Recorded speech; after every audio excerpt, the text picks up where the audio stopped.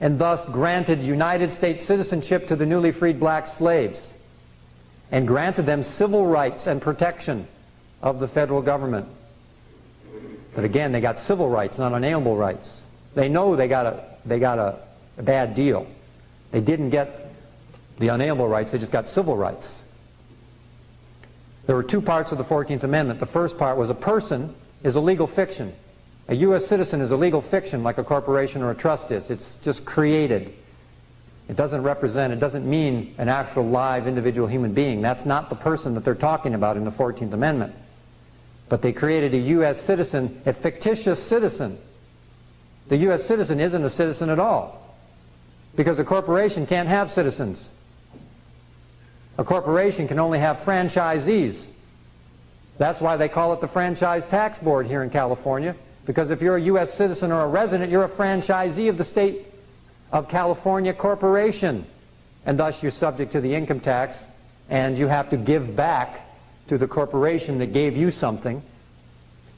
And what the newly freed black slaves and U.S. citizens had to give back in order to get protection and so-called benefits from the federal government was they had to give up their unalienable rights.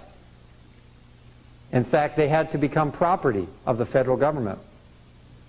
The birth certificate was created for the children of the newly freed black slaves. Anybody here got a birth certificate still? You're a black slave. They were created for the black slaves. It enrolled the black slaves' children as property of the federal United States. When you get a birth certificate, you become property of the federal United States. Your birth certificate is transferred to the Bureau of Census, to the Department of Commerce. You are enrolled as a beneficiary of the Federal Reserve System, and you become obligated to the national and federal debts. That's one of the foundational instruments, one of the adhesion contracts, we call them. And so, from the point of the 14th Amendment, the second part of the 14th Amendment, which people aren't aware of, is that it says that no citizen shall question the debt, which established the precedent whereby if you became a U.S. citizen, you no longer could question the federal government's spending. You just became obligated, carte blanche, to whatever shopping spree the federal government was up to. And so from the 14th Amendment on through till about 1933, after the Great Depression, that's when most white Americans began to transfer their citizenship over to the federal United States. After 3 or 4 years of the hardships of the Great Depression, people were very demoralized. And so when they enrolled in the Social Security system to get a benefit from the government, unknown to them in the SS-5, is that when they asked the simple little question on the form, are you a U.S. citizen, and you checked the box, you just gave up your unalienable rights, you gave up your sovereign citizenship, you gave up your Constitution, you gave up your Bill of Rights, and you gave up your country. All because you didn't know there was a distinction between a sovereign state citizen and a U.S. citizen.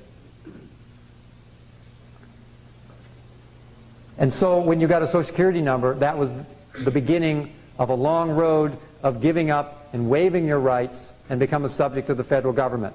Driver's licenses, vehicle registrations, marriage licenses, incorporation papers, business licenses are all adhesion contracts. And in each one of those you give up another piece of your rights. And in the end you have nothing. You have no rights, not even to control what you do with your body. They want to tell you what to do with your body. Jimmy Carter transferred all the birth certificates as collateral against the national debt to the international bankers when he was president. They took your birth certificate as a security and a trust instrument that it is, and gave it to the international bankers as collateral so they could borrow more money. So your labor, your effort, your work, all of your life will never belong to you. And so these are the paramount distinctions of citizenship between the sovereign state citizen and the United States citizen.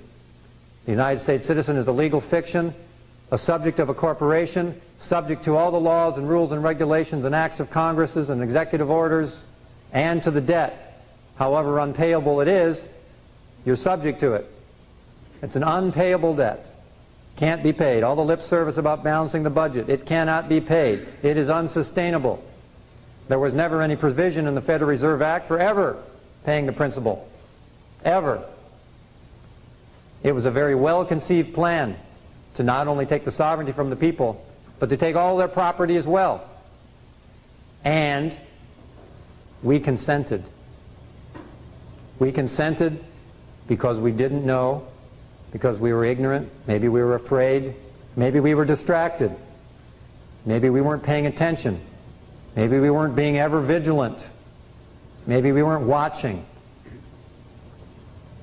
And so, now that we know what has occurred, we can now take steps to remedy that. We can take steps to reclaim our sovereign citizenship. There are a lot of things that you can do. Now, I don't expect everybody to run out here tomorrow and go file your affidavits and burn your driver's license and all that stuff. There's probably a number of people here who have already done that.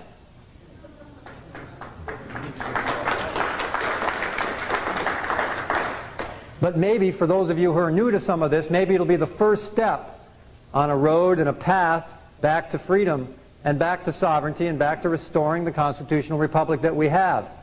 Because we don't have a constitutional republic unless they're sovereign citizens.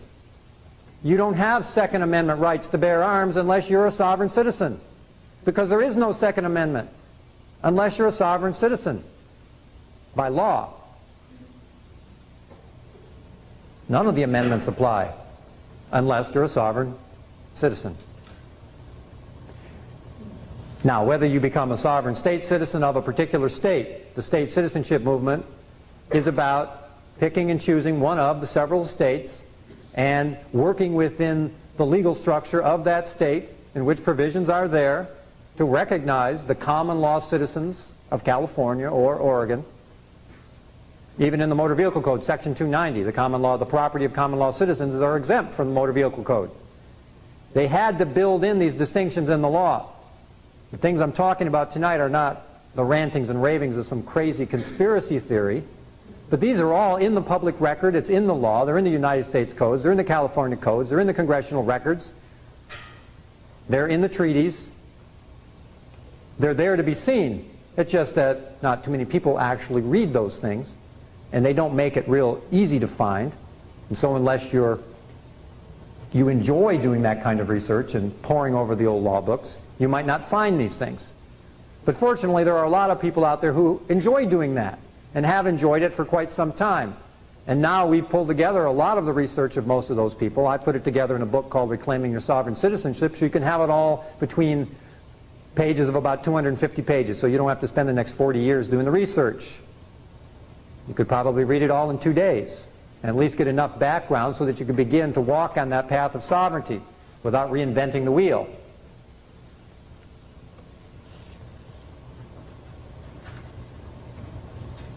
So we need to reclaim our sovereign citizenship in order to get our country back. And the state citizenship movement is one of the approaches where you choose one of the states. There's also a classification, I'll call it, called the American National. Now, an American National is one who has not chosen any of the several states in particular, but is in fact a non-resident alien, American National. On the USA passport applications, you will notice on the back that the USA passport is for both American nationals and United States citizens. The American national is the non-resident alien, or the state citizen, or the American national, the free sovereign person, people that they're talking about. And you don't need a Social Security number to get a passport. You don't even need a birth certificate if you have other hospital certifications or affidavits of live birth in lieu of your birth certificate. You can still get a USA passport, which is a legitimate function of the national government still. It's a United States of America passport, not a federal United States passport.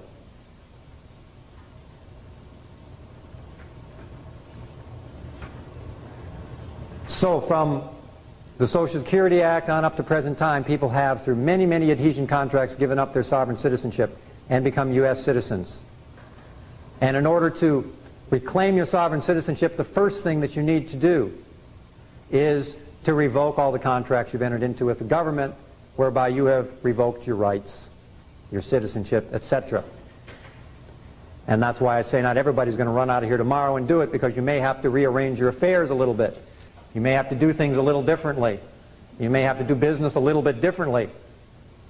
Now, you'll be able to do business. You'll be able to do everything you can do now, only do it as a free person instead, and a person who has the sovereign powers of a sovereign citizen. But it may take a little time getting adjusted to it and getting used to it. So take your time. Take the time that it takes to study and to learn for yourself and to choose for yourself. And then be prepared to defend those rights once you've reclaimed them. Because the government isn't all that willing to see the sovereignty be restored to the people at this point. They're all too happy right now to be the master.